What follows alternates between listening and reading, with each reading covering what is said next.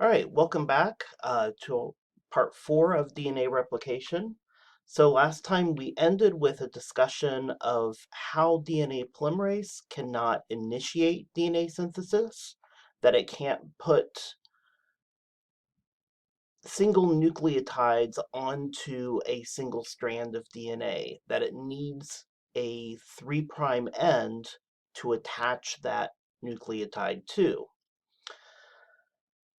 RNA polymerases, however, do not have that issue. They can put RNA single nucleotides on a naked strand of DNA. And this is in fact what happens every time we make a messenger RNA.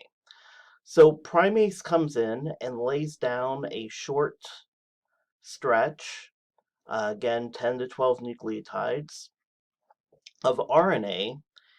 And then DNA polymerase can use that as a 3' end to attach its nucleotides.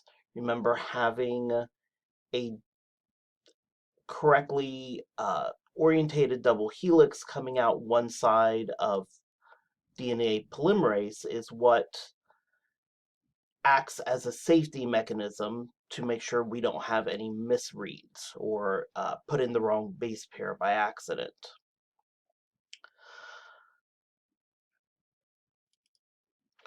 But we also know that DNA polymerase cannot move in the 5' to 3' direction. So it cannot attach things onto a naked 5' end. It needs an open 3' end. So it can only make DNA in a 5' to 3' direction. But we have two anti-parallel strands running in each direction. So if this is 5' and this is 3', then this is 5' and 3', and this is 3' and 5'. So in order to lay down DNA here, we need to move away from the replication fork. So the two daughter strands are synthesized in different ways by necessity. So we first have the leading strand, and the leading strand, we have a single RNA primer that is made at the origin.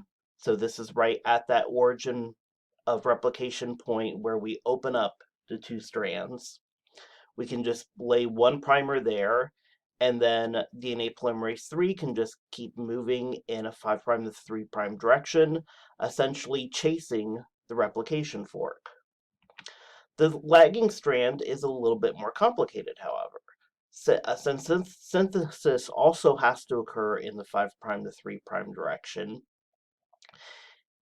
since the strands are anti-parallel, this means that it must move away from the replication fork. The solution that the cell has come up with for this is to have many RNA primers being laid down on the lagging strand, and DNA polymerase 3 will use those RNA primers to synthesize a small fragment. So this is a 1 to 2,000 nucleotides in bacteria. It's even shorter in eukaryotes. And these short fragments are called Okazaki fragments, named after the individual who discovered them. Now, DNA polymerase 1 will come in once RNA polymerase 3 reaches a RNA primer on the 5' end, and polymerase 1 will essentially digest that RNA fragment and then replace it with the DNA. After the gap is filled, there is still one covalent bond missing, and this is a covalent bond linking the phosphate and the adjacent deoxyribose, or sugar. So it's DNA ligase that catalyzes that final phosphodiester bond. So let's kind of take a look at this all together. Here we have an origin of replication. We have a bubble opening up with two moving replication forks that are expanding away. So here we're only going to look at half of it. So here the direction of the replication fork is moving from the right to the left. You can see here we have one strand that we have a 5' or a 3' end here. So if we lay down a short RNA primer, we can just start producing DNA, and we can just keep on going. No matter how far the replication fork moves, we can just keep chasing it. On the other side, since we're moving in the opposite direction, we'll make a primer, lay down a short piece of DNA. As the replication fork moves, we'll have to lay down a new primer upstream and then add a short piece of DNA here. And again, as it moves down even further, we'll need to add yet another primer and lay down even more DNA. Now, over here, when the polymerase reaches this RNA primer, it will fall off.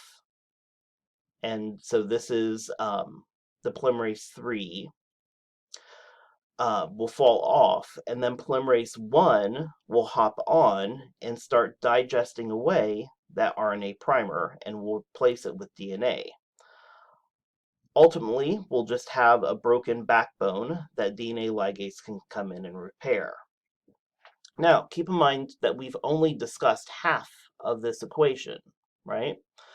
So when we look at a growing DNA bubble, we can see that there's a replication fork moving in both directions. So consequently, as the replication fork is moving this way, we have a leading strand moving over here, and then a segmented lagging strands chasing this direction.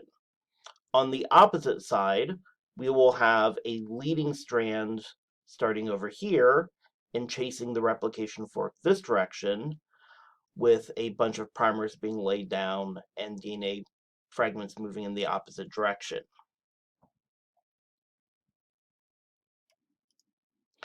Now, in reality, these we've kind of presented it as individual enzymes sitting down and doing jobs. What I want you to understand that in reality, we actually have all of these enzymes being interconnected together or linked to each other in this thing that we call a replisome. So here we have a growing replication fork. Here you can see topoisomerase 2. So remember, it's creating negative supercoils to alleviate the positive supercoiling that occurs from unwinding DNA. DNA helicase is wrapped around the single strand and is separating the two strands. It would be introducing positive supercoils if not for topoisomerase 2.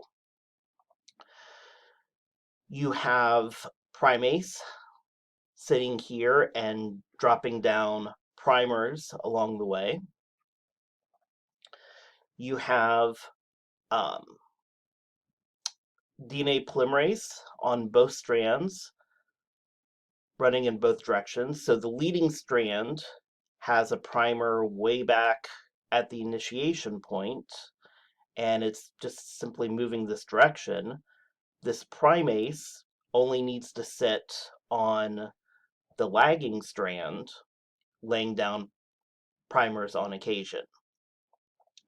Now, this naked piece of DNA that is going to exist until it gets caught up with by the second DNA polymerase, it is coated with these single strand binding DNA binding proteins, and that will prevent the strands from collapsing back together. So when we refer to this entire complex, we call it the replosome because it's acting as one single unit. Consequently, we could refer to just this region here as the primosome. I'm not so interested in you being able to differentiate that, but what I would like you to be able to do is to be able to sketch out something like this, or at least be able to list the fact that there is one topo or a helicase, primase, and two DNA polymerases as part of this replosome traveling along the growing uh, DNA fork. Now, this will continue on until we reach the end. Um, and at the end, or essentially on the opposite side of a bacterial chromosome, opposite from the ORI-C, we have sequences that are called TER. And they're designated T1 and T2 because there are in fact two of them and they are spaced apart. But what they do is they act as a stopping point for the growing replication fork. So the sequence itself will do nothing. The DNA polymerase would just pass right through it. It doesn't care about this particular sequence. But this protein TUS, standing for termination utilization substance, binds the TER sequence. With TUS bound to TER, it essentially acts as a barricade, and as the replication fork is coming up and it hits that, it essentially stops because it's reached a dead end. And the other side does a very similar thing, moving through over here. Once we have reached the end of replication, we typically have a problem that because bacterial chromosomes are circles and we've been replicating it both strands separately but at the same time, we end up with two chromosomes essentially linked around each other like a chain. So this is, of course, a problem, but this problem is solved by topoisomerase. Remember, topoisomerase has the ability to grab hold of two pieces of DNA, cut one of them, move it past the other, and then glue it back together. So this process here separates the two now daughter bacterial chromosomes.